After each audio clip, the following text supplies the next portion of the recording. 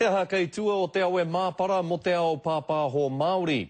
I ngā rā tata nei I kara pine atua I ngā taniwha o te ao pāpāho Māori ki roto o Rotorua ki te whakatakoto whakaaro mo te huarahi whakamua a ngā tau e tū mai nei. Koinei te ao pāpāho Māori I ngā tau ki muri. Engari I te rā nei kua tino rereke tōna āhua. iPhone, Twitter, Facebook, koinei te tūranga hākua o te rangatahi.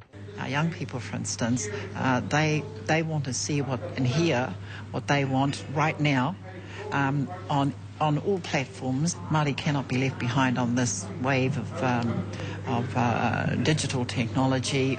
Nā reira me tiro ki te huarahi tika hei toha I ngā pūtea whitu te kau miliona tāra. I te rānei ko te māngai pāho tērā, ina te pātai, me noho tonu rātau me hono atu rānei ki te taha o irirangi te motu. Te pātai nui ke heahatanga kai pāho o rātau o rātau. Ina te tino ia o te hui kei hea te reo pō tere ana I roto I tēnei ao huri. E runga Facebook tātou e kōrero ana kia tātou anō no reira ko te mahi nui kia whakauru ko te reo me ona tikanga I roto I era whakahaere. Nā reira kei roto I te kākara o te moni te oranga mo I te hio ngā hōtaka.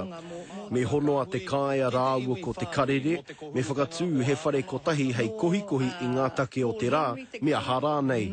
We're going to solve the real problem. Then what do we do after that? Then beyond that, isn't it about capturing the essence of Māoritanga? Engari no mua no atu I tīmata I te moe a, kua rereke te ao I nā ia nei. Mēnā he kakama te ao pāpāho Māori ki te whakatau I tāna rautaki, ka korea Māori e mahue I te ao āmati e ara ake nei. Roihana Nuri, Te Karere.